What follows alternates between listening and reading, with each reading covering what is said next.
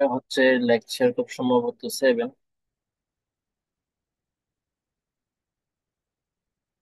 এর আগে দেখছিলাম হচ্ছে নিউট্রেড থিওরি। নিউট্রেড থিওরির পরে আসতেছে এফএসসি।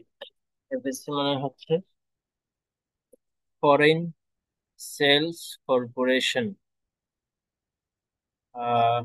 যেটাকে বলা হয় হচ্ছে tax break on export. Tax break on export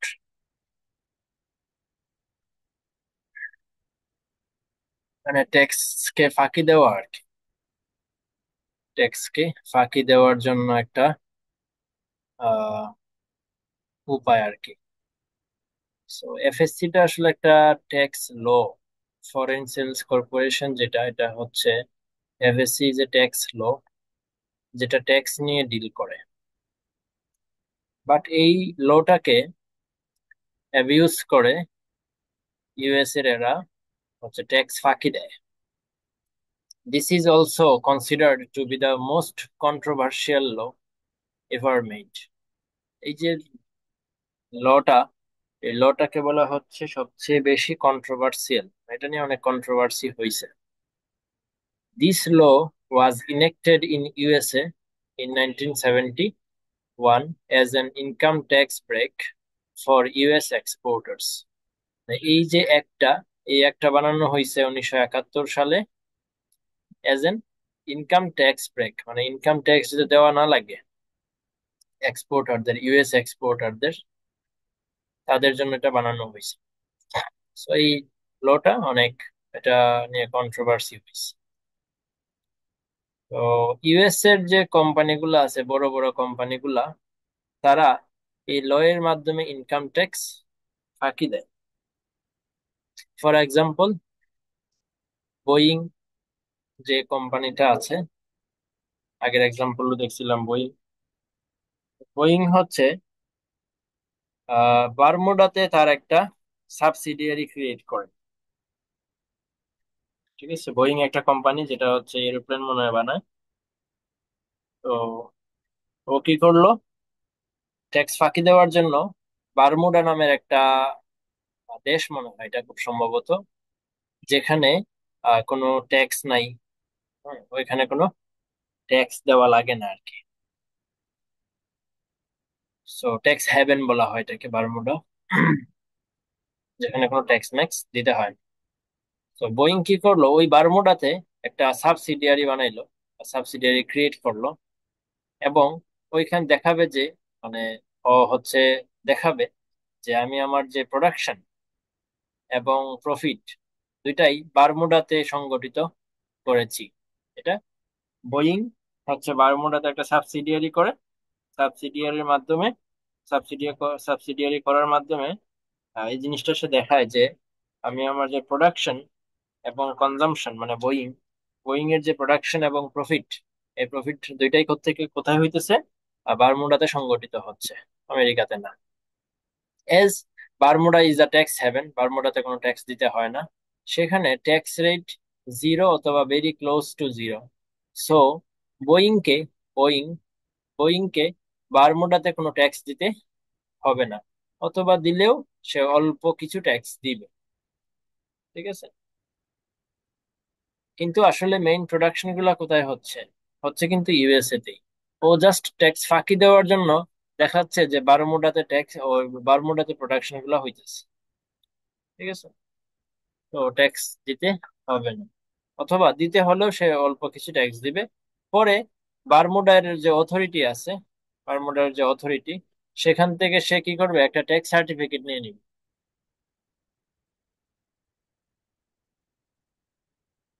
ঠিক আছে, বারমুডা থেকে সে একটা ট্যাক্স সার্টিফিকেট নিয়ে নিবে, যেখানে বলা থাকবে যে বোয়িং তাদের সকল নিয়ম কানুন সঠিকভাবে অনুসরণ করেছে এবং ট্যাক্স ইজ ডিউলি পেইড। ঠিক আছে, ওই যে অল্প যদি কোনো ট্যাক্স দেওয়া লাগে, ওই ট্যাক্সটা সে বারমুডাতে দিয়ে দিবে। সো বারমুডার অথরিটি ওদেরকে বলবে, মানে একটা সার্টিফিকেট দিয়ে দিবে যে হ্যাঁ, বোয়িং হচ্ছে সবকিছু ঠিকঠাক মতো অনুসরণ করেছে এবং ট্যাক্স ইজ ডিউলি পেইড, ঠিক ট্যাক্স ঠিকঠাক মতো দেওয়া হয়েছে। তো ফলে বোয়িং ট্যাক্স সার্টিফিকেটটা পেয়ে যাবে, ডেসপাইট দ্য ফ্যাক্ট দ্যাট তাকে ইন রিয়েলিটি ট্যাক্স পে করতে হচ্ছে না। ঠিক আছে। সো বোয়িং কি করলো, বারমুডাতে যে যে একটা সাবসিডিয়ারি ওপেন করার মাধ্যমে তাদের অথরিটি দেখে ট্যাক্সের একটা সার্টিফিকেট নিয়ে নিল। এর ফলে তার আসলে কোনো ট্যাক্স দেওয়া লাগতেছে না।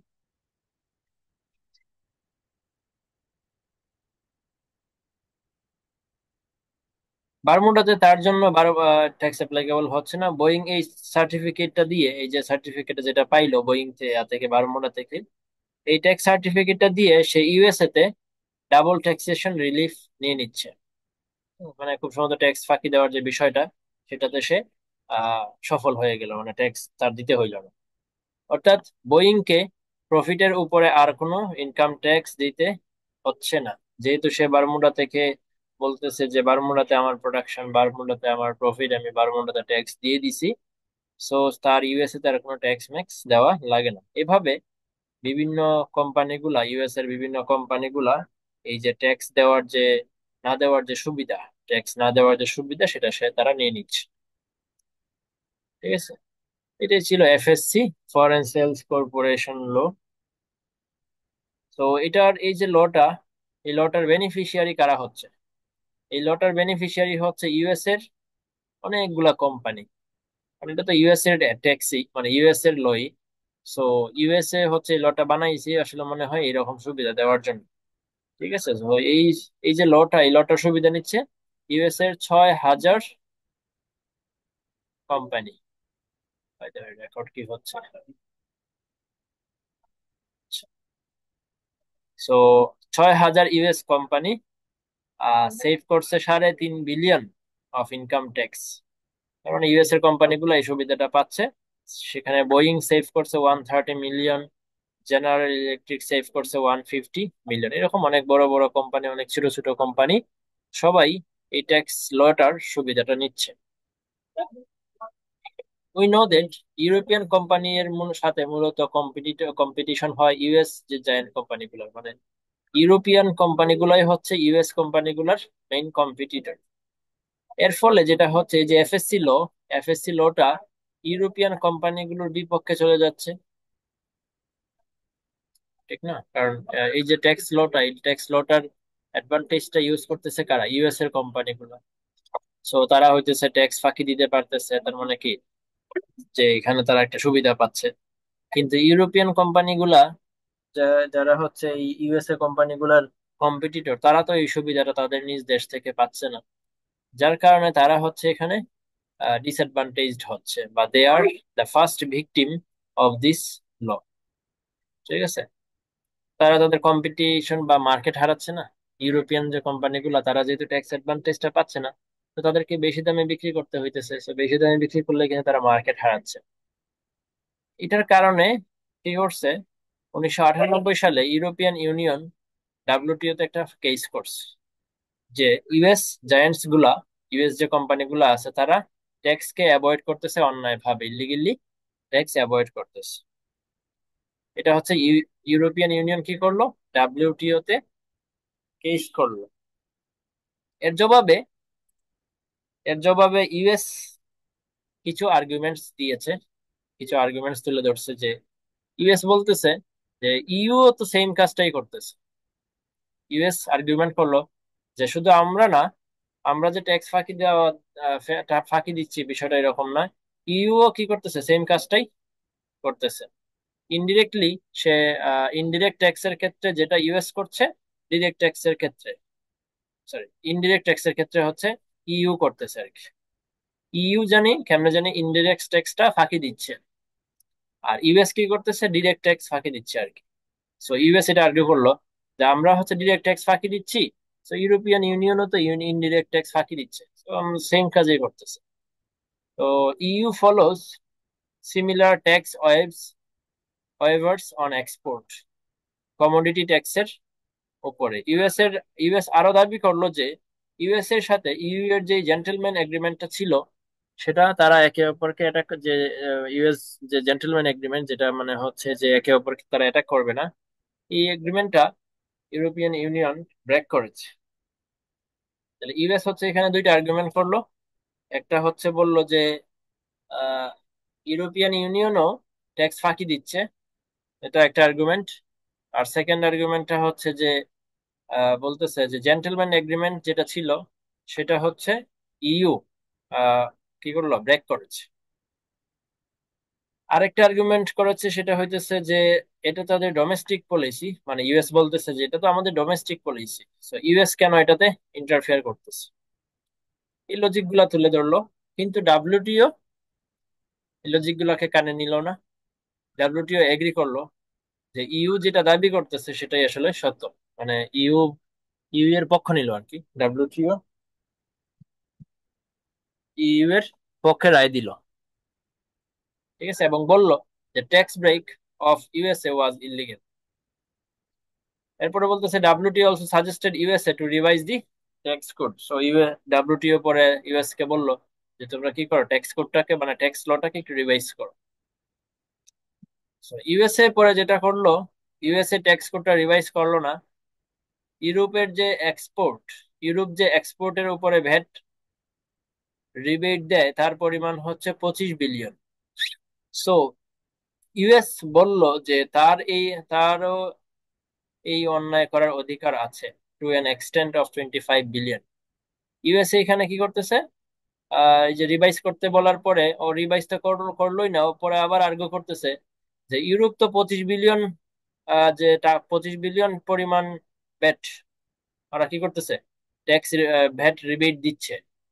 সো ইউএস বলতেছে তাহলে আমিও দিব, আমিও হচ্ছে 25 বিলিয়ন পরিমাণ ট্যাক্স রিবেট বা ভ্যাট রিবেট দেওয়ার আমারও অধিকার আছে, এটা ইউএস বললো। এরপরে ইইউ ডিসাইড করলো, ইউরোপিয়ান ইউনিয়ন ডিসাইড করলো যে তারা ইউএসএ এর এক্সপোর্টের উপরে 4 বিলিয়ন ইম্পোর্ট ডিউটি ইম্পোজ করবে, যাতে করে ইউএস এর পক্ষে ইউরোপে এক্সপোর্ট করাটা অনেক ডিফিকাল্ট হয়ে যায়।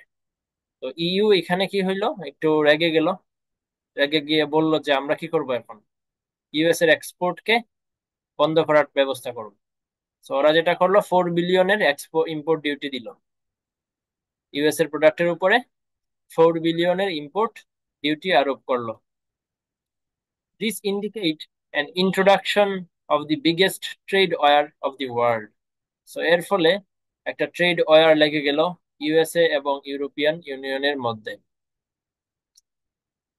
এরপরে যেটা হইলো ইন 2000 সালে ইউএসএ ওই যে ট্যাক্সের পরিমাণ যেটা সেটাকে কিছুটা রিভাইজ করলো। হ্যাঁ, রিভাইজ করে তারা 25 বিলিয়ন এর জায়গায় সেটাকে 6 বিলিয়নে নিয়ে আসলো। হ্যাঁ, ইউএসএ তাহলে কি করলো 2000 সালে, ওই যে তারা যে তার কোম্পানি গুলাকে যে ট্যাক্সের সুবিধাটা দিচ্ছে, হ্যাঁ, যে 25 বিলিয়ন পরিমাণ, সেটার জায়গায় বললো যে আচ্ছা আমরা তাহলে 6 বিলিয়নের সুবিধা দিব। তো সে কিভাবে এই জিনিসটা করলো, আগে তো হইতেছে সে 6,000 কোম্পানিকে এই সুবিধাটা দিতেছিল, 6,000, একটু আগে আমরা পড়ছিলাম নাম্বারটা, 6,000 কোম্পানিকে। এখন যেটা সে করলো, সকল ছোট ছোট যে কোম্পানিগুলো আছে না, এই 6,000-এর মধ্যে যে ছোট কোম্পানিগুলো আছে তাদের জন্য ট্যাক্স অ্যাডভান্টেজের সুবিধাটা রাখলো না, এদেরকে ট্যাক্স দিতে হবে বললো। আর শুধুমাত্র যে বড় বড় কোম্পানিগুলো আছে যেমন বোয়িং, মাইক্রোসফট, এদের জন্য এই এফএসসি লটাকে আনচেঞ্জড রাখলো।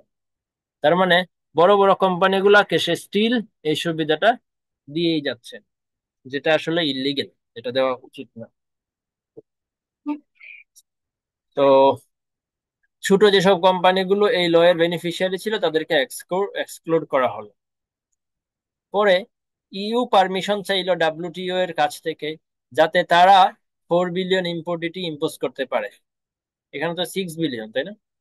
সো ইইউ কি করলো, ইইউ পারমিশন চাইলো ডাব্লিউটিও এর কাছে যে ইউএসএ যেহেতু স্টিল 6 বিলিয়নের দিতেছে, সুবিধা দিচ্ছে তার কোম্পানিগুলোকে, সো আমরা কি করব, 4 বিলিয়নের ইম্পোর্ট ডিউটি ইম্পোজ করতে পারবো। এটার জন্য তারা কি করলো, পারমিশন চাইলো। ডাব্লিউটিও পারমিশন দিছে 2002 সালে। ঠিক আছে, এটা হচ্ছে পারমিশন 2002 সালে দিছে। এরপরে আসতেছে যে কারেন্ট স্ট্যাটাস, মানে এই যে পারমিশন দেওয়ার পরে কি হইলো। তো এখানে লিখছে যে যদিও ইইউ ডাব্লিউটিও থেকে এই যে পারমিশনটা পাইলো ফর 4 বিলিয়ন, কিন্তু বাস্তবে তারা এটা এক্সিকিউট করেনি আর কি, মানে তারা টেরিফ বসায় নাই, বা ট্যাক্স, যে ইম্পোর্ট ডিউটি যেটা সেটা তারা বসায় নাই। সো বলতেছে এগুলো সাধারণত এক্সিকিউট করা হয় না, মানে এটা করে না, ইউ এটা করে নাই। এটাকে কোনো একটা সুবিধা পরে নেওয়ার জন্য খুব সম্ভবত রেখে দিছে। এগুলোকে পরবর্তীতে এই যে ট্রাম্প কার্ড হিসেবে ইউজ করা হয় নেগোসিয়েশনের জন্য। পরে এটা কেমনে জানি, ট্রাম্প কার্ড মানে কি আমি আসলে জানি না। ট্রাম্প কার্ড হিসেবে ইউজ করা হয় নেগোসিয়েশনের জন্য, মানে এই জিনিসটা করে নাই, পরে হয়তো বা কোনো একটা নেগোসিয়েশনের পারপাসে এটা রেখে দিছে। এবং পরবর্তীতে ইউএস বলল যে তারা আস্তে আস্তে এই অফেন্ডিং লটাকে চেঞ্জ করবে। ইউএস পরে এই যে লটা, এই লটাকে তারা বাতিল করতে রাজি হইল। তো এটা কেন পড়লাম, কি পড়লাম, একমাত্র গল্পের মতো। তো এটা আসলে জানি না স্যার কেন পড়াইলো। জাস্ট ইউএসএ এবং ইউরোপিয়ান ইউনিয়নের মধ্যে যে একটা ট্রেড ওয়ার, সেটা এখানে তুলে ধরা হইলো আর কি। আর কি তার কোনো কিছুর সাথে রিলেট করা যায় না, কোয়েশ্চেন কিভাবে আসবে এই জানে। এরপরে হইতেছে এই জায়গাগুলো হচ্ছে পড়ায় নাই স্যার। সো এরপরে স্টার্ট করছে হচ্ছে direct হ্যারড Domar growth model. হ্যারড Domar growth model এই যেটা, এখন এখান থেকে স্টার্ট, এর মাঝখানে যা আছে এই জিনিসগুলা স্যার হচ্ছে স্কিপ করে গেছে। তো হ্যারড ডোমার গ্রোথ মডেলটা হচ্ছে একটা মডেল যেটা আসলে ইকোনমিক্স এর কোনো থিওরি না, ঠিক আছে, বা ইন্টারন্যাশনাল যে ট্রেড থিওরি, এটা আসলে থিওরি না, এটা জাস্ট একটা মডেল, বাট এটা ইম্পর্টেন্ট। এর আগে আমরা যে 6টা থিওরি দেখেছি, মানে এই পর্যন্ত আমরা আসলে 6টা থিওরি দেখছি, এর মধ্যে 6 নম্বরটা পড়ি নাই, এই যে 6 নম্বরটা স্কিপ করে আসলাম। এর আগে আসলে 5টা থিওরি আমরা দেখছি। সো 5টা থিওরির মধ্যে প্রত্যেকটাই, বা 6টা থিওরির মধ্যে প্রত্যেকটাই হচ্ছে international trade theory. But Harrod Domar growth model যেটা, এটা আসলে ইন্টারন্যাশনাল ট্রেড কোনো থিওরি না, বাট এটা অনেক ইম্পর্টেন্ট ফর দিস কোর্স, বা relevant for this course. So Harrod এবং ডোমার দুইজন মিলে একই সময় এটা ডেভেলপ করে নাই, বরং তারা হচ্ছে এটা সেপারেটলি ডেভেলপ করছে থিওরিটা, সেপারেটলি তৈরি করছে। হ্যারোড হচ্ছে ইংল্যান্ডের এবং ডোমার হচ্ছে ইউএস এর। এটা 1940 সালে বানানো হয়েছে। সো হ্যারোড ডোমার গ্রোথ মডেলটা হচ্ছে একটু সিম্পল, যে গ্রোথ রেট সমান এস ডিভাইডেড বাই কে। একটা দেশ সে যদি গ্রো করতে চায়, তাহলে গ্রো করতে হইলে তার কি করতে হবে, যে এস বাই কে কে অনুসরণ করতে হবে। তো সাপোজ জি এর মান যদি আমি বলি 2%, যে একটা কোম্পানি, একটা দেশ হচ্ছে গ্রো করতে চায় 2%, তাহলে 2% গ্রো করার জন্য তার এই সাইডের ইকুয়েশনটা তো ম্যাচ করাইতে হবে। তো এস এর মান আমরা সাপোজ ধরলাম জানি না, এস এর মান বের করব। এস মানে হচ্ছে সেভিংস রেট, আর কে এর মান আমাদের দেশের জন্য স্যার বলছিল 3 হয়, এটা কে এর মানটা 3 হয়। তার মানে 2% গ্রো করার জন্য আমাদের যে কান্ট্রি, তার সেভিংস রেট কত হইতে হবে, 6। এস ইকুয়াল টু 3 × 6 হইতে হবে। ঠিক আছে, সো এটাই আর কি, যে হেরোডোমা গ্রোথ মডেলের মাধ্যমে কি নির্ণয় করা যায়, যে একটা কোম্পানি, একটা দেশ সে যদি গ্রো করতে চায়, তাহলে তার সেভিংস রেট কত হওয়া উচিত। ঠিক আছে, এটা হচ্ছে মেইন মডেল। এখন এটা একটু ডিরাইভেশন আছে, এটা কিভাবে আসছে এস বাই কে, এবং এস কি, কে কি, জি কি, সব জিনিসগুলো একটু দেখা হবে। জি মানে হচ্ছে growth rate of the economy, এটা সিম্পল। এস মানে হচ্ছে সেভিংস রেট, ঠিক আছে, সেভিংস রেট। সেভিংস রেট বলতে হচ্ছে সেভিংস ডিভাইডেড বাই ইনকাম, এটাকে বলে হচ্ছে সেভিংস রেট। ঠিক আছে, আর কে মানে হচ্ছে ক্যাপিটাল আউটপুট রেশিও। কে মানে হচ্ছে একটা রেশিও আর কি, যে রেশিওটা হচ্ছে আসলে কি ক্যাপিটাল এবং আউটপুটের রেশিও, মানে আউটপুট ডিভাইডেড বাই ক্যাপিটাল আর কি। এটার ফর্মুলাটা হচ্ছে, ক্যাপিটালের ফর্মুলা হচ্ছে আউটপুট, নিচে হচ্ছে ক্যাপিটাল, এটা হচ্ছে ক্যাপিটাল আউটপুট রেশিও। সো এটার বইয়ে যদিও নাম বলা হয়েছে ক্যাপিটাল আউটপুট রেশিও, কিন্তু এটা হওয়া উচিত ছিল আউটপুট ক্যাপিটাল রেশিও। ঠিক আছে, সো এটা আমাদেরকে এটাই লিখতে হবে, ক্যাপিটাল আউটপুট রেশিওই লিখতে হবে, কারণ এটাই বইয়ে লেখা আছে। স্যার বলছে এটা হওয়া উচিত ছিল হচ্ছে output capital ratio. So Harrod Domar growth মডেলটা অনেক হাইলি ম্যাথমেটিক্যাল, কোয়ান্টিটেটিভ এবং সফিস্টিকেটেড, এবং এটাকে কি করা যায়, খুবই সিম্পলিফাই করা যায়। হ্যারোডোমার গ্রোথ মডেলটাকে অনেক সিম্পলিফাই করা যায়। তো এই যে এখন দেখবো যে এই যে জি সমান এস বাই কে, এটা কিভাবে আসছে। তো এই যে এখান থেকে স্টার্ট হচ্ছে ডিরাইভেশনটা। আমরা জানি হচ্ছে ওয়াই, যে আমাদের ওয়াই বলতে হচ্ছে যে ন্যাশনাল ইনকাম বা জিডিপি। হ্যাঁ, জিডিপির ফর্মুলা হচ্ছে কে ডিভাইডেড বাই কে, বড় হাতের কে ডিভাইডেড বাই ছোট হাতের কে। বড় হাতের কে হচ্ছে অ্যাকিউমুলেটেড ক্যাপিটাল স্টক। ঠিক আছে, অ্যাকিউমুলেটেড ক্যাপিটাল স্টক মানে হচ্ছে যত ক্যাপিটাল আছে আর কি, আমাদের দেশে যত ক্যাপিটাল আছে সবগুলা সব মিলাইয়া হচ্ছে এই বড় হাতের কে। ঠিক আছে। সো এই যে ক্যাপিটাল যেগুলা বলতেছি, যে এই যে ইয়াগুলা, ক্যাপিটাল গুলা, বা এই যে বিভিন্ন প্রোডাকশন, কালভার্ট বা বিভিন্ন মেশিনারিজ, এগুলাকে বলে ক্যাপিটাল। সো অ্যাকিউমুলেটেড ক্যাপিটাল স্টক দিয়ে বোঝাচ্ছে যে আহ, বর্তমানে যেই ক্যাপিটাল গুলা, মানে যে মেশিন গুলা, যেই প্রোডাকশন গুলা বর্তমানে ইউজ হচ্ছে সব, সেটা কখন প্রডিউস হয়েছে ডাজন্ট ম্যাটার। ঠিক আছে, তার মানে কে হচ্ছে একদম সব। আর ছোট হাতের কে হইতেছে জাস্ট এই বছর, এই বছর যে ক্যাপিটাল গুলা প্রডিউস করা হয়েছে।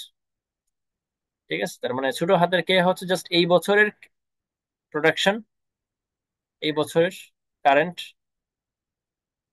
কারেন্ট ইয়ারের যত প্রোডাকশন। আর বড় হাতের কে মানে হচ্ছে যত ক্যাপিটাল বর্তমানে ইউজ হচ্ছে, সেটা কখন প্রডিউস করা হয়েছে আমাদের জানার দরকার নেই। তো এটা হচ্ছে জিডিপির একটা ফর্মুলা, বা ন্যাশনাল ইনকাম বের করার একটা ফর্মুলা। ন্যাশনাল ইনকামের আরেকটা ফর্মুলা আমরা জানি, যেটা হচ্ছে এই যে এটা C plus I plus G plus X minus M. এই দুইটা ফর্মুলা আছে আর কি। সো ওয়াই এর এটা একটা ফর্মুলা, এবং এখানে ওয়াই এর আরেকটা ফর্মুলা আছে। আচ্ছা, এর মাঝে কি লিখছে একটু দেখে আসি। সেটা হচ্ছে যে ইকোনমিক্সে ক্যাপিটাল বলতে টাকা পয়সাকে বোঝানো হয় না, ক্যাপিটালের দুইটা বৈশিষ্ট্য আছে। ক্যাপিটাল বলতে আসলে টাকাকে বোঝানো হয় না ইকোনমিক্সে, এটা আমরা ইয়াতেও পরে আসছি, ইন্টারভিউ পরে আসছি, যে ক্যাপিটাল বলতে আসলে আহ টাকাকে বোঝায় না, বরং ওই টাকাটাকে বোঝায় যে টাকাটা ফার্দার প্রোডাকশনে ইউজ হয়, এবং অন্যান্য মেশিনারিজ বা যে কোনো জিনিস যেটা প্রোডাকশনে ইউজ হয় সেটাকে ক্যাপিটাল বলে। সো ক্যাপিটালের দুইটা বৈশিষ্ট্য কি, ক্যাপিটাল হচ্ছে যে এটা ফার্দার প্রোডাকশনে হেল্প করে। মানে এটা ক্যাপিটালটা একবার প্রডিউস করা হয়েছে, ক্যাপিটাল একটা মেশিন হইতে পারে। সো মেশিন তো আমরা জানি যে মেশিনকে প্রডিউস করা হয়। সো মেশিনটা প্রডিউস করা হয়েছে, এবং এই মেশিনটা দিয়ে অন্যান্য প্রোডাকশন করা যাবে। তো ক্যাপিটালের এটা একটা ক্যারেক্টারিস্টিক্স হচ্ছে যে it is produced and it AIDS two further production. এটা হচ্ছে প্রথম বৈশিষ্ট্য। ও হ্যাঁ, দুইটা, হ্যাঁ, আচ্ছা, পরের লাইনে বলছে ইট ইজ হিউম্যান প্রডিউসড, তার মানে আমি দুইটাকে একসাথে বলে ফেলতেছিলাম, দুইটাকে দুই লাইনে বলতে হবে। তো একটা ক্যারেক্টারিস্টিক্স হচ্ছে ইট ইজ হিউম্যান প্রডিউসড, মানে এটাকে অলরেডি একবার প্রডিউস করা হয়েছে, এবং এই জিনিসটা আবার প্রোডাকশনে হেল্প করে। এই হচ্ছে ক্যাপিটালের দুইটা বৈশিষ্ট্য। তার মানে এরকম যে কোনো জিনিস যেটা প্রোডাকশনে, যেটাকে বানানো হয়েছে এবং যেটা আবার ফার্দার প্রোডাকশনে হেল্প করতেছে, এই সব কিছুকে আমরা ক্যাপিটাল বলবো। একিউমুলেটেড ক্যাপিটাল স্টক মানে কি বোঝায় বলছি, যে যত মেশিনারিজ আছে বাংলাদেশে বর্তমানে যেগুলো ইউজ করা হচ্ছে সব। আর জাস্ট ক্যাপিটাল স্টক মানে হচ্ছে এই বছরের গুলা, এটাও বলছি। এখন হচ্ছে যে ওয়াই এর আর একটা ফর্মুলা, যেটা হচ্ছে C plus I plus G plus X minus M. এখানে আই মানে কি সেটা একটু আহ, দেখতে হবে। সি মানে তো আমরা জানি কনজাম্পশন, জি মানে হচ্ছে গভর্নমেন্ট এক্সপেন্ডিচার, এক্স মানে এক্সপোর্ট, এম মানে ইম্পোর্ট, এসব কিছুই জানি। আই মানেও হচ্ছে ইনভেস্টমেন্ট, সেটাও আমরা জানি। আই মানে হচ্ছে, তাহলে এখানে কি বলতেছে, আই মানে হচ্ছে আসলে ক্যাপিটাল স্টক। ওই যে আমরা ছোট হাতের কে পড়ছি না, ওইটাকে বলা হচ্ছে আসলে আই। ঠিক আছে, তার মানে এই বছরের ইনভেস্টমেন্ট, এটা হচ্ছে কে, না কে আর আই একই জিনিস। এই বছরের ইনভেস্টমেন্ট, এই বছরের কনজাম্পশন, এই বছরের জি, এই সব কিছু মিলে তো ওয়াই হয়। তো আই মানে হচ্ছে যে ইনভেস্টমেন্ট, আসলে আই মানে হচ্ছে কি এই বছরের ইনভেস্টমেন্ট। ঠিক আছে। সো বড় হাতের কে মানে তো বুঝছি কি আসলে। আহ এই জিনিসগুলা সেম জিনিস বারবার রিপিট।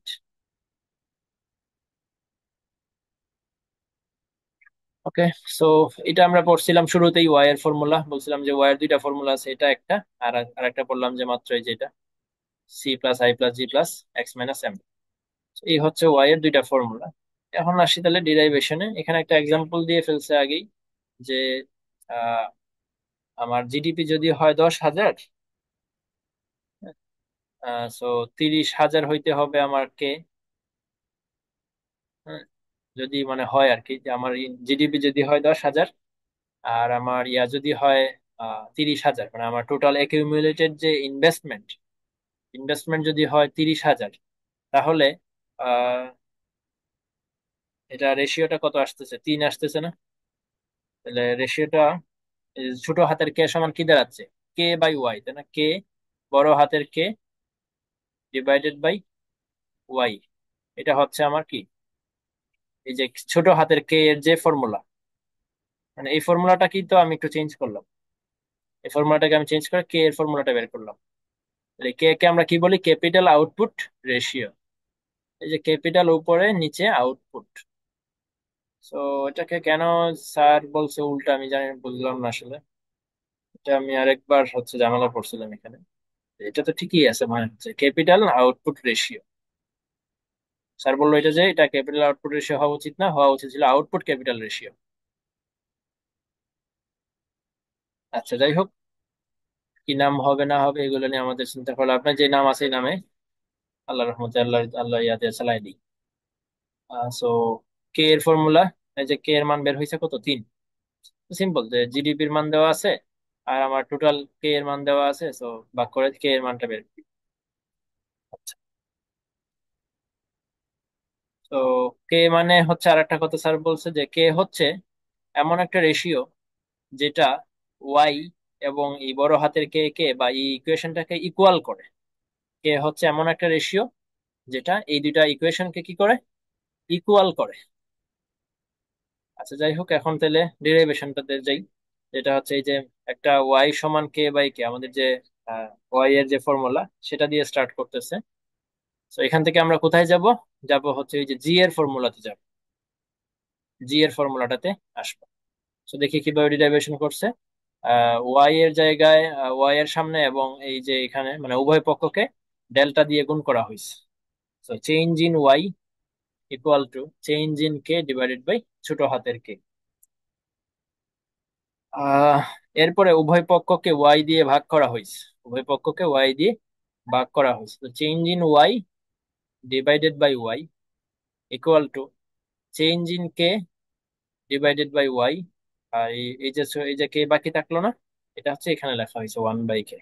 তার মানে হচ্ছে এই যে change in K by K K Y দিয়ে ভাগ করা হয়েছে, তো ওয়াই দিয়ে ভাগ করা হলে কি হয়? এরকম হয় না? কে ওয়াই হয়ে যায় না? K Y change in K divide by K Y. So এটাকে কি কি করা হলো, একটু সুন্দর করে লিখলো আর কি, change in K divide by Y লিখছে এখানে। আর এই যে কে এটাকে ছোট হাতের কে এটাকে একটু এই পাশে নিয়ে আসছে, 1/k। আচ্ছা, so change in Y divided by Y, এটা মানে হচ্ছে আসলে গ্রোথ রেট বোঝায়। হ্যাঁ, change in Y divided by Y মানে হচ্ছে কি বোঝায়?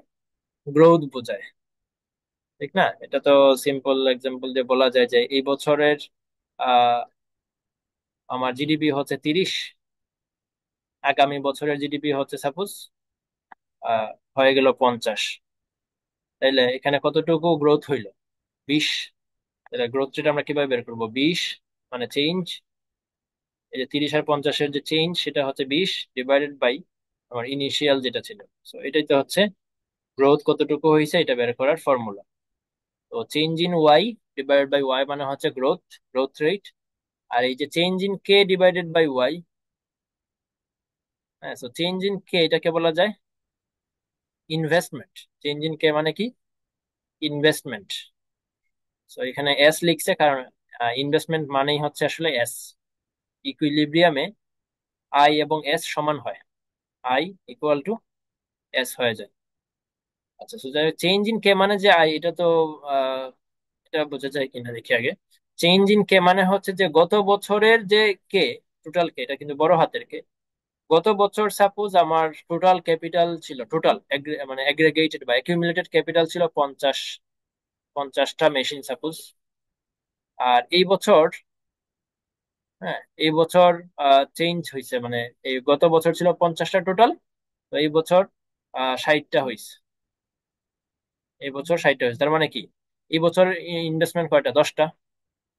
তাহলে এটা কিন্তু আমরা ছোট হাতের কে বলতেছিলাম, ছোট হাতের কে বলতেছিলাম। তাহলে চেঞ্জ ইন কে মানে হচ্ছে আসলে ছোট হাতের কে, আর এই ছোট হাতের কে মানে হইতেছে আই, ইনভেস্টমেন্ট। আর এই ইনভেস্টমেন্ট মানে আসলে সেভিংস।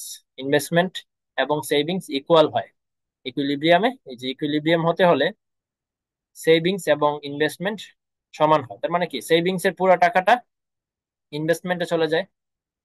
তো যদি সবাই রেশনাল হয়, হ্যাঁ, বা ইকুইলিব্রিয়াম অবস্থা বিরাজ করে, সেক্ষেত্রে মানুষের যত টাকা সেভিংস হবে, একটা কান্ট্রির যত টাকা সেভিংস হবে, পুরাটা ইনভেস্টমেন্টে চলে যাবে। তো এই হচ্ছে চেঞ্জ ইন কে এর জায়গায় এস বসানো হয়। আচ্ছা, তাহলে S by Y into one by ছোট হাতের কে। আর এই যে S by Y, S by, এটা কিন্তু এই যে এই যে এস, এই এস কিন্তু বড় হাতের এস, ঠিক আছে। এই যে ইনভেস্টমেন্ট মানে হচ্ছে বড় হাতের এস এর সমান, এটা হচ্ছে সেভিংস এর অ্যামাউন্ট, এটা কিন্তু অ্যামাউন্ট এস, ঠিক আছে। তার মানে আমি যদি বলি যে সেভিংস অ্যামাউন্ট হচ্ছে আমার সাপোজ 10।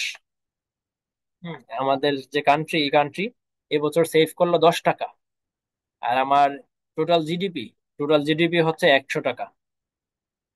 তাহলে এটা আসলে কি আসলো, এটা 10% আসবে না?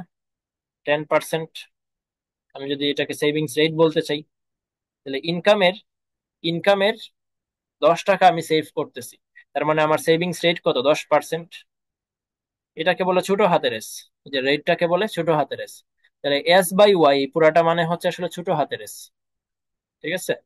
আর ওয়ান বাই কে তো আছে, এই যে ওয়ান বাই কে এর জাস্ট কে এটা লেখা হয়েছে নিচে। সো এই যে এস বাই ওয়াই এটা হয়ে গেল এস, আর নিচে আছে কে। তার মানে জি এর ফর্মুলা আলটিমেটলি দাঁড়াইলো কি, ছোট হাতের এস ডিভাইডেড বাই কে। এবং দুইটাই কিন্তু ছোট হাতের, এই জি ও ছোট হাতের, এস ও ছোট হাতের, কে ও ছোট হাতের, ঠিক আছে, সব কিন্তু ছোট হাতের।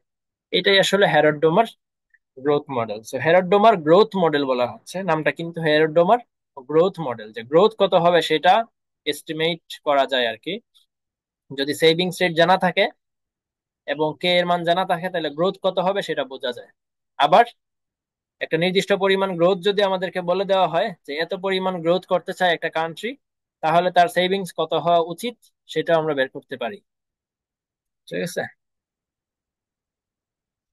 তো এরপরে লিখছে এজ উই নো দ্যাট, আচ্ছা এগুলো তো আমি বলছি। তো আমাদের দেশের জন্য ছোট হাতের কেটা হইতেছে আসলে 3, ঠিক আছে। তাহলে ওয়াই সমান সমান কে বাই কে, যেটা হচ্ছে কে এর মান এখানে বের করতেছে 3। এটা আগেও দেখছি যে আমার ইনকাম হচ্ছে 1, যে ইনকামের ওয়াই এর মান হচ্ছে 1, আর কে এর মান হচ্ছে বড় হাতের কে এর মান হচ্ছে 3। তাহলে ছোট হাতের কে আসবে কত, 3 আসবে। জি সমান এস বাই কে, এটা জানি। এই যে এক্সাম্পলটা আমি শুরুতেই বলছিলাম যে আমি গ্রোথ রেট অ্যাচিভ করতে চাই সাপোজ 1%, আর আমার দেশের জন্য কে এর মান হচ্ছে তো 3। তাহলে 1% সমান আমার দেশের কে, ছোট হাতের কে যদি আমার দেশের জন্য হয় 3, তাহলে আমার সেভিংস কত হইতে হবে, সেভিংস হবে হচ্ছে এই যে 3 একে 3। তো সেভিংস আমাকে সেভ করতে হবে 3%। তার মানে 1% গ্রোথ অ্যাচিভ করার জন্য আমার 3% সেভিংস বাড়াইতে হবে। তাহলে প্রশ্ন যদি করে যে 8% গ্রো করতে চাইলে, এই যে গ্রোথ রেট যদি 8% হয়, তাহলে সেভিংস কত পার্সেন্ট হইতে হবে, তো সেভিংস হইতে হবে 24%, ঠিক আছে। সো গরিব যে কান্ট্রি গুলো আছে, পুর কান্ট্রি যেগুলো আছে, তাদের জন্য, তারা যদি 8% গ্রো করতে চায়, তাদের সেভ করতে হবে কত পার্সেন্ট, 24%। তো এই যে পুর কান্ট্রি যেগুলো আছে, তাদের জন্য 24% সেভিংসটা আসলে অনেক ডিফিকাল্ট হয়ে যায়। একটা দেশে 24% সেভিংস রেট আসলে হয় না, এটা অনেক লার্জ নাম্বার ফর পুর countries. But this savings rate can be made up both by domestic and foreign capital. হ্যারড Domar growth model আসলে এটা নিয়ে কনসার্ন না যে তুমি তোমার যে এই যে সেভিংস রেট 24%, এটা কি দেশের ভিতর থেকে আসবে নাকি বাহির থেকে আসবে। সে বলতেছে যে কোনো একভাবে হইলেই হইল। হ্যারড ডোমার গ্রোথ মডেল বলে তো তুমি যদি তোমার ভিতরে সেভ করতে পারো কিছু টাকা এবং বাহির থেকে কিছু সেভিংস নিয়ে আসতে পারো, কিছু সাহায্য নিয়ে আসতে পারো, বা কিছু ঋণ ঋণ আনতে পারো, যে কোনো ভাবে তুমি যদি এই 24%কে ম্যানেজ করতে পারো, তাহলেই তুমি 8% গ্রোথ রেট অ্যাচিভ করতে পারো। এটা হচ্ছে হ্যারড ডোমার গ্রোথ মডেল বলে দেয়। ঠিক আছে, সো হ্যারড ডোমার গ্রোথ মডেল এই টাকাটা কোত্থেকে আনবা সেটা নিয়ে সে বদার্ড না। তো তুমি যেখান থেকে মন চায় সেখান থেকে ইয়া করতে পারো, আনতে পারো। ঠিক আছে। তো ফর এক্সাম্পল আমরা হচ্ছে ওয়ার্ল্ড ব্যাংক, এডিবি এগুলো থেকে সাহায্য নেই বা লোন নেই। লোন নিয়ে আমরা কি করি, এই যে সেভিংস রেটটাকে মেনটেন করার ট্রাই করি যাতে আমাদের গ্রোথ রেটটা অ্যাচিভ হয়। সো হ্যারোডোমার গ্রোথ মডেলটা অনেক ভালো, অনেক অনেক প্র্যাকটিক্যাল আর কি, অনেক প্র্যাকটিক্যাল, এটা অনেক কাজ করে দেখা যায়। তো যার কারণে আমাদের ফাইন্যান্স মিনিস্টারও এটার উপরে জোর দেয়, এই মডেলটার উপরে আমাদের ফাইন্যান্স মিনিস্টারও কি করে, জোর দেয় যে যে বাজেট স্পিচ যখন দেয় এটাকে রিলেট করে। বাজেট যখন স্পিচ দেয় যে আমি 8% গ্রোথ রেট অ্যাচিভ করতে চাই, সো উনি তখন বলে যে এটা কিভাবে অ্যাচিভ করবো, 8% গ্রোথ রেট যে অ্যাচিভ করবো এটা কিভাবে অ্যাচিভ করবো, তখন আনসার অটোমেটিক চলে আসে যে সেভিংস রেট বাড়াইতে হবে, ইনভেস্টমেন্ট বাড়াইতে হবে।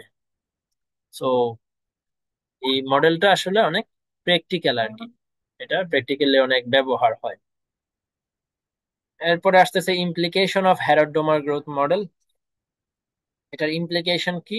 ইমপ্লিকেশন হচ্ছে যে এটা ওয়াইড পপুলারিটি পাইছে ফর ইট সিম্পলিসিটি, এটা অনেক সিম্পল। হ্যাঁ, এবং এটা পপুলার হয়ে গেছিল কারণ কি, কারণ হচ্ছে এটা মার্শাল প্ল্যানে সাকসেস হয়েছে। মার্শাল প্ল্যান, এটা মানে মার্শাল প্ল্যান বলতে একটা প্ল্যান আর কি। ওই প্ল্যানে এটা সাকসেস হয়েছে, মানে ওইখানে প্রমাণিত হয়েছে যে এই মডেলটা ঠিকঠাক মতো কাজ করে। তো দেখি এখন তাহলে মার্শাল প্ল্যান কি এবং এই মার্শাল প্ল্যানে কিভাবে হ্যারোডোমার গ্রোথ মডেলটা কাজ করছে এবং কিভাবে এটা সফল হয়েছে। তো মার্শাল প্ল্যান হইতেছে সেকেন্ড ওয়ার্ল্ড ওয়ার যখন হয়েছে তখন তো ইউরোপ এবং ইউএসএ, হ্যাঁ ইউরোপ এবং ইউএসএ মানে ইউরোপের যতগুলা কান্ট্রি আছে সবাই ইউএসএ কে হেল্প করছিল বা ইউএসএ এর সাথে ছিল, একসাথে ছিল, একে অপরকে সাপোর্ট করছে। তো যেহেতু ইউএসএ কে সাপোর্ট করছে ইউরোপিয়ান কান্ট্রি গুলা, তো অনেক ইউরোপিয়ান কান্ট্রি অনেক ডিভাস্টেড হয়ে গেছিল, মানে অনেক আহ, অনেক ক্ষতিগ্রস্ত হয়েছিল আর কি ইউরোপের অনেকগুলা কান্ট্রি। সো ইউএসএ কি করলো, ইউএসএ হচ্ছে এই কান্ট্রি গুলাকে এখন একটু হেল্প করতে চাইলো, যে যেহেতু আমাকে হেল্প করতে গিয়ে ওদের ক্ষয়ক্ষতি হয়েছে, তো আমি চাচ্ছি যে ওদেরকে একটু হেল্প করতে আর কি। তো এই জন্য ইউএসএ কি করলো, একটা মার্শাল প্ল্যান বানাইলো।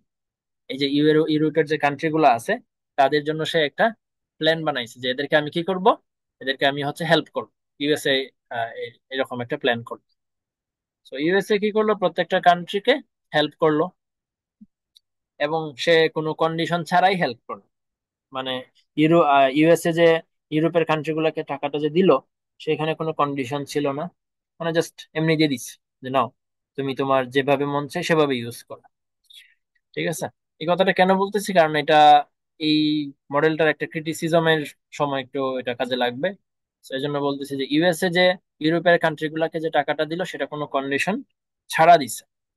আচ্ছা যাই হোক, সো হেল্প করলো, এটাকে বলতেছে মার্শাল প্ল্যান। এই যে হেল্পটা, এই হেল্পটা কি বলা হচ্ছে, মার্শাল প্ল্যান। তো হ্যারোডোমার মডেলটা 1940 সালে ইন্ট্রোডিউস করা হয়েছে। আর মোটামুটি এই সময়েই মানে এর কিছুদিন পরেই তো ওয়ার্ল্ড ওয়ারটা হয়েছে, বা বা 1940-ই তো মনে হয় ওয়ার্ল্ড ওয়ারটা শুরু হয়েছে, বা 39-এ খুব সম্ভবত স্টার্ট হয়েছে সেকেন্ড ওয়ার্ল্ড ওয়ার। এটা শেষ হয়েছে মেবি 45 বা 46। সো ওয়ার্ল্ড ওয়ার এর পরেই তো হইতেছে মার্শাল প্ল্যানটা আসছে। তার মানে হ্যারোডোমার গ্রোথ মডেল 40-এ বানানো হয়েছে, আর মার্শাল প্ল্যান আসছে মোটামুটি ধরে নিলাম 47-48-এর দিকে, ওয়ার্ল্ড ওয়ার এর পরেই সাপোজ ধরে নিলাম। তো এই যে মার্শাল প্ল্যানে এই মডেলটা অনেক দেখা গেছে যে অ্যাপ্রোপ্রিয়েটলি কাজ করছে। কিভাবে? এই যে দেখা গেল যে এক্স্যাক্টলি সেই গ্রোথ রেটটাই ইউরোপ ইউরোপে হচ্ছে যেটা হ্যারোডোমার মডেল দিয়ে প্রেডিক্ট করা হলো। আবার একটু প্রথম থেকে করি। ফর এক্সাম্পল, ইউরোপিয়ান কান্ট্রিগুলোর কত টাকা আমেরিকা থেকে আসছে, এর মাধ্যমে আর কত টাকা লোকাল ক্যাপিটাল, এটা জানার পর তাদের যে গ্রোথ রেট সেটা প্রেডিক্ট করা হলো, গ্রোথ রেটটা প্রেডিক্ট করা হলো। ঠিক আছে, ইউরোপিয়ান যে কান্ট্রি গুলো আছে না, তাদের নিজস্ব যে ডোমেস্টিক সেভিংস প্লাস হচ্ছে ইউএসএ থেকে যে টাকাটা পাইলো, দুটাকে মিলাইয়া তাদের যে সেভিংস রেট যেটা দাঁড়াইলো, তো সেভিংস রেট সাপোজ দাঁড়াইলো, আমি ধরলাম যে সেভিংস রেট হচ্ছে 12%। হ্যাঁ, ইউরোপের একটা কান্ট্রির ধরে নিলাম, এই নিজের দেশের সেভিংস রেট প্লাস হচ্ছে ইউএসএ থেকে যে মার্শাল প্ল্যানের মধ্যে যে এটা পাইলো, বেনিফিটটা পাইলো বা যেটা যে হেল্পটা পাইলো, সেটা মিলাইয়া তার সেভিংস রেট দাঁড়াইলো 12%। তো এটাকে যদি 3 দিয়ে ভাগ দেই, তাহলে তো আমাদের ওই যে জি এর মানটা চলে আসে। তো জি এর মান ওরা প্রেডিক্ট করছে কত, 4। এবং দেখা গেছে যে আসলে ওই ইউরোপের ওই কান্ট্রি গুলা ওই 4% রেটই আসলে মানে গ্রো করতে পারছে। ঠিক আছে। সো এই আর কি, যে গ্রোথ মডেলটা, হ্যারোড ব্রুমার যে গ্রোথ মডেলটা, এই মডেলটা আসলে মার্শাল প্ল্যানে একদম একুরেটলি কাজ করছে, যার কারণে এটা আরো বেশি পপুলার হয়ে গেছে। এই যে মডেলটা, গ্রোথ মডেলটা অনেক বেশি পপুলার হয়ে গেছে। ঠিক আছে। সো এই আর কি, it is very practical and predictive. এরপরে এই যে, যেহেতু এই মডেলটা দেখা গেল যে মার্শাল প্ল্যানে কাজ করছে একদম অ্যাকুরেটলি, সো সবাই মনে করতে লাগলো যে Harrod Domar growth model can never be wrong. মানে হেরোড্রোমার গ্রোথ মডেল, এটা হচ্ছে কখনোই রং হবে না, এটা সবাই মনে করা স্টার্ট করে দিল। মানে এটাকে একটা স্বতঃসিদ্ধ নিয়ম বানানো শুরু করে দিল। Which is the bad part of this theory? এটাকে আসলে ধ্রুব সত্য বানানোটা ঠিক হয় না। ঠিক আছে। সো এটার লিমিটেশনস আছে। লিমিটেশনস হচ্ছে যে,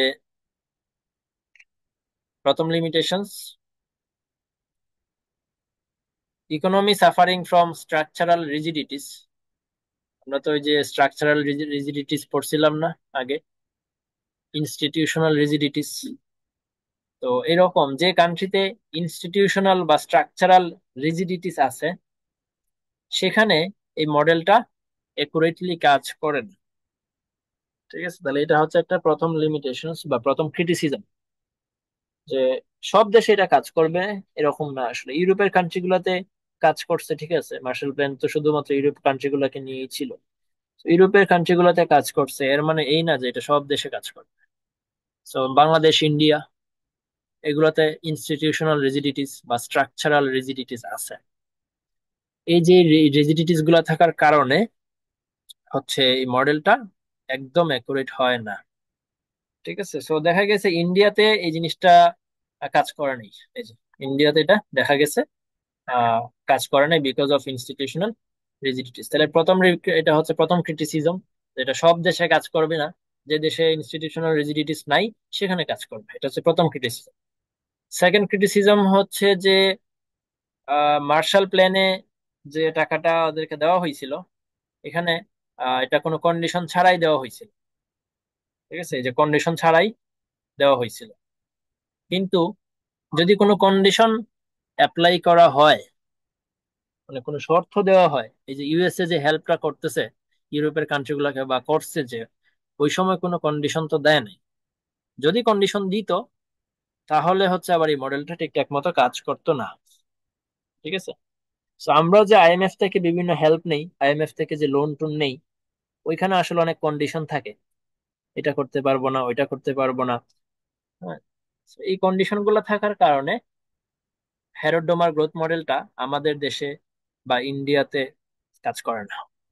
মানে যেই দেশে কন্ডিশন দিয়ে লোন দিবে, সেই দেশে আর কি কাজ করবে না। তো এটা এখানে একটা এক্সাম্পল দিয়ে বলছে যে রাশিয়া থেকে ইন্ডিয়া হেল্প নিছিল। হ্যাঁ। তো রাশিয়া যে ইন্ডিয়াকে হেল্প করছে, রাশিয়া এখানে কিছু কি করে দিছিল, কন্ডিশন দিয়ে দিছিল। বলছিল যে তুমি যে এই যে টাকাটা নিচ্ছ, এটা শুধুমাত্র রেলওয়েতে ইউজ করতে পারবা, রেলওয়ে সেক্টরকে তুমি ডেভেলপ করতে পারবে, অন্য কোনো সেক্টর তুমি করতে পারবা না। ঠিক আছে। এবং তুমি যে এই রেলওয়ে সেক্টরের যে ডেভেলপমেন্টের যে জিনিসপাতি কিনবা, এই জিনিসপাতি আবার আমার থেকে কিনতে হবে। এই যে দুইটা কন্ডিশন দিয়ে দিছিল, যার কারণে ইন্ডিয়াতে গ্রোথ রেটটা ওই রকম হয় নাই। গ্রোথ রেট যা হওয়ার ছিল, হয় হেরোডোমার গ্রোথ মডেল যে যে গ্রোথ রেটটা বলে আসবে, ওই গ্রোথ রেটটা আসেনি। ঠিক আছে, এটা হচ্ছে তাহলে সেকেন্ড ক্রিটিসিজম। তাহলে প্রথম ক্রিটিসিজম হচ্ছে হেরোডোমার গ্রোথ মডেলের, যে এটা হচ্ছে ইনস্টিটিউশনাল রিজিডিটি থাকলে কাজ করে না। আর সেকেন্ড ক্রিটিসিজম হচ্ছে যে কন্ডিশন দিলে এই মডেল কাজ করে না। ঠিক আছে, সো এই হচ্ছে হ্যারোডোমার গ্রোথ মডেল। এখানে আসলে মেইনলি কি পড়ছি একটু সামারাইজ করি। সেটা হইতেছে হ্যারোডোমার গ্রোথ মডেলের ডিরাইভেশনের জন্য আমাদেরকে দেখতে হয়েছে যে ওয়াই এর একটা ফর্মুলা, এখানে একটা ফর্মুলা, এবং ওয়াই এর আর একটা ফর্মুলা আছে। সো ওয়াই এর এই ফর্মুলাটাকে আমরা ইউজ করছি এই মডেলটা ডিরাইভ ডিরাইভ করার জন্য। সো এটা দিয়ে স্টার্ট করছিলাম, এই যে ওয়াই সমান কে বাই কে, এরপরে চেঞ্জ আনছি, ডেল্টা কে নিয়ে আসছি, ওয়াই দিয়ে ভাগ দিছি, এরপরে জি এর মান চলে আসছে। তো এখানে মেইন কথা ছিল যে আমার জি এর মান অ্যাচিভ করতে হইলে এস এর মান কত হবে, এটা জি যদি বলে দেয়, কে এর মান তো আমরা জানি, সো এস এর মান কত হবে সেটা বের করে ফেলতে পারবো। এরপরে বললাম যে এই মডেলটা হচ্ছে পুর কান্ট্রি গুলোর জন্য একটু টাফ হয়ে যায়, এই মডেলের যে সেভিংস যেটা বলে সেভিংস রেটটাকে অ্যাচিভ করাটা একটু টাফ হয়ে যায়। সো পরে আবার একটা সলিউশনও আছে, সেটা হচ্ছে যে তুমি এই সেভিংস রেটটা যে নিজের দেশের মধ্যেই অ্যাচিভ করতে হবে বিষয়টা এরকম না। হ্যারোডোমার গ্রোথ মডেলের এরকম কোনো বাধ্যবাধকতা নাই যে এটা নিজের দেশের সেভিংস রেটই হইতে হবে। তুমি এটা লোন টোন নিয়েও এই সেভিংস রেটটা ব্যবস্থা করতে পারলেই হয়েছে। এরপরে বলা হইলো যে এই মডেলের এই মডেলটা আসলে কিভাবে কাজ করছে, মার্শাল প্লেনে কিভাবে কাজ করছে। হ্যাঁ, এবং এরপরে দেখলাম দুইটা ক্রিটিসিজম, যে এটা কাজ করে না কোথায়, কোন সিচুয়েশনে কাজ করে না। দেখলাম যে হচ্ছে ইনস্টিটিউশনাল রিজিডিটি থাকলে কাজ করে না, আর হচ্ছে কোনো কন্ডিশন থাকলে, লোনটা যে আমরা নিচ্ছি ওই লোনে কোনো কন্ডিশন দেওয়া থাকলে সেক্ষেত্রে হচ্ছে হেরোডোমার গ্রোথ মডেল যে গ্রোথ রেটটা প্রেডিক্ট করে ওই গ্রোথ রেটটা এক্স্যাক্টলি আসে না। ঠিক আছে, তো এরপরে থাকবে হচ্ছে আইএমএফ এর সাকসেস এবং আইএমএফ এর ফেইলিউর।